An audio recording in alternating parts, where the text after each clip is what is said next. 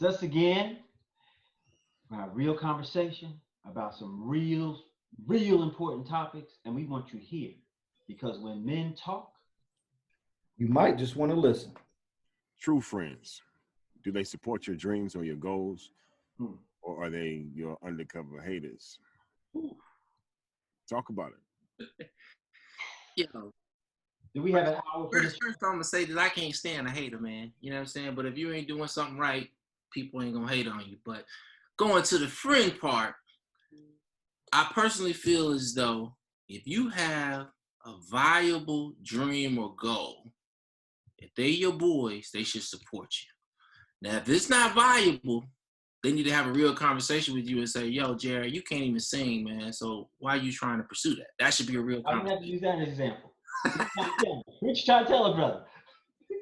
So it's like, if I understand that what you're doing, first off, fits your work ethic, it fits what your characteristics and the God-given talents that you have, I'm gonna support that. But if you come to me on something that I know is not within who you are as a person or even the talents, I'm gonna have a conversation with you. So, which would allow me to support that dream that I know you can accomplish. But at the same time, a friend needs to be real with you and not support you on something that he know you can't really do. Yo, let's take a poll amongst us brothers. All right.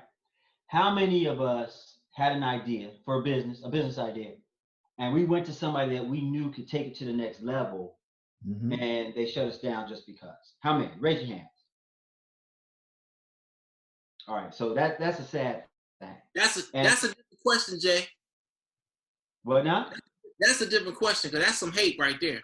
It's crazy, but we've all experienced something close to that, where we went to somebody that we know could help take our business ideas to the next level, and because it was our business idea, or maybe they felt jealous, or even if they felt like they didn't want to lose us to, success. That's possible, but they didn't help, man. They almost like became a stop sign to our dreams.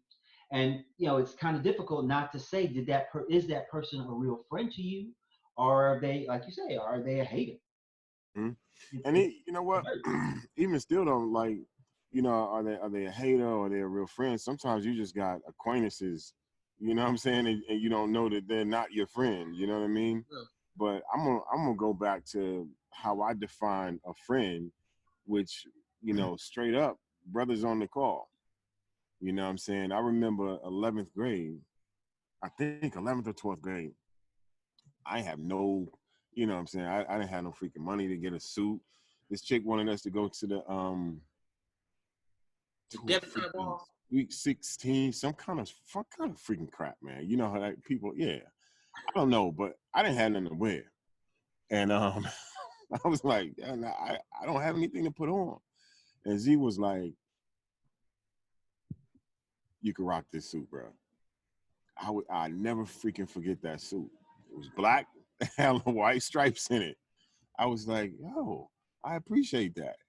It was not the fact that he did something for me, but it's that he did something that he didn't have to do for me. Mm-hmm. You know what I'm saying? Absolutely. We cool, but he didn't have to do that. Right. You know what I'm saying? So it's like we all know, at least on this call, we know that if somebody comes to us and needs something, just like what you said, Sunday, we're gonna do, as long as we believe in it, we're gonna do everything we can. The sad thing and the pain that seems not to be able to leave is when you go to somebody that you think is close to you like that, and they just shut you down, not caring on what the results of that going to be. You know what I mean? Like they don't help, and your dream has to be shut down because they were the only persons that you know or knew who could help take it to the next level, and they know this. Mm-hmm. So how do you deal with that? My take on this is that I got a motto: how many people are better off that you live? How many people are better off that you live? So when you think about an idea that you come to somebody with, just like you were saying Sunday, like is somebody really encouraging you to take this next step, to move forward in the endeavors that you got, or somebody really trying to hold you back? An example that you gave, the brother looked at you and said, hey, I see something in you. Let me go ahead and further that on. That's how you can measure if they're a true friend or not. And if somebody takes your ideas, look, there's a lot of other ideas out there. It's not you should go into business that everybody has the same idea that you got, and they got three or more people got the same exact idea. The point is, can you do it better than them? Mm-hmm. So don't be afraid of sharing your ideas. That's the big thing about getting your ideas out there, doing different things. You need to get your ideas to get feedback. But in order to take it to the next level, can you do it better than the next man? So for example, y'all brothers got hats on right now. So if I want to go ahead and make a hat, can I make it better than the ones that are out there right now? That's how you look at it. It's not about hating, hey, just because you got a hat company, I got a hat company. Can you do it better? Can you add your own personality to it? That's how you look at it. Wait, why'd you bring that in? Because I don't think we were talking about not sharing ideas. Our situation is we did share our ideas with individuals, and they were, oh man, I'm in, sign the bottom line, and they ghost. That's what we're talking about. Yeah, so when they ghost you and they take your idea, that's not being a friend. No, not taking the idea though, just not helping move it forward when we came to them for that purpose. Oh, okay. I got what you're saying now. Yeah. I got you. Like for instance, you got a sports show you want to do on basketball. Mm-hmm. But you have a friend who's a pro basketball player that could open all kinds of doors. Right. You go to them, you pitch the show, they loved it, but when it comes down to helping open those doors, ghost. Or you know somebody who's in the entertainment industry that can open the door for you, ghost. Love your idea, think it's amazing, ghost. Now, are they ghosts because they got their own stuff going on, which is possible? Or are they ghosts just because they don't want to see you succeed?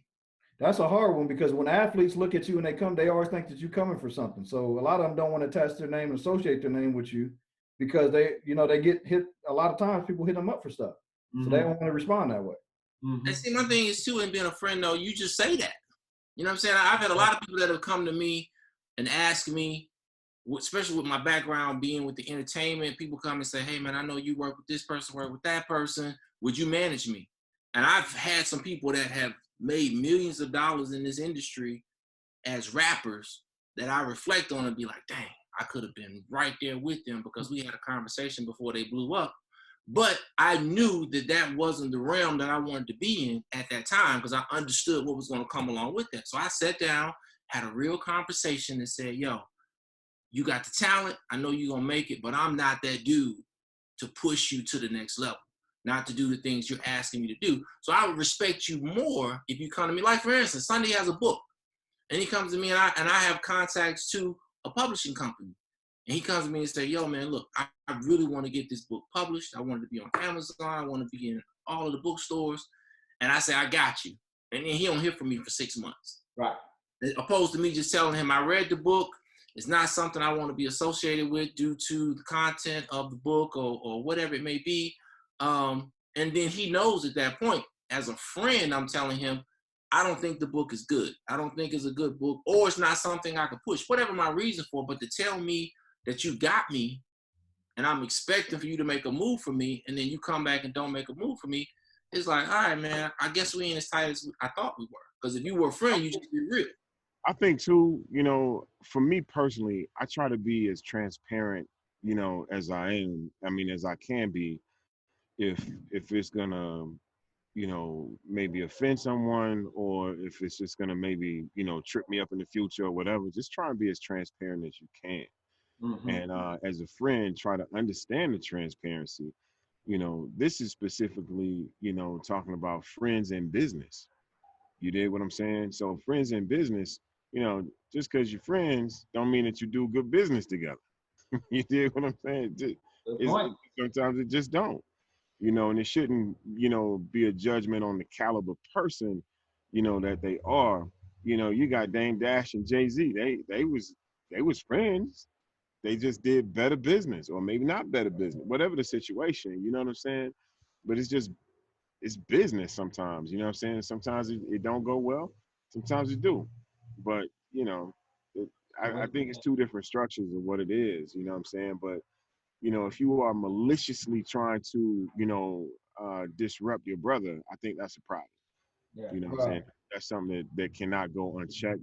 I'm talking about just a bad businessman and happen to be your friend, you did, or somebody who's just blatantly trying to disrupt your flow. You know what I'm saying? If that's what it is, then you got to distance yourself from them. You know what I'm saying? You got to have a conversation and distance yourself. Wow.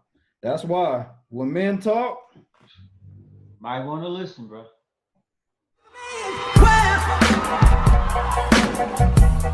Listen to me.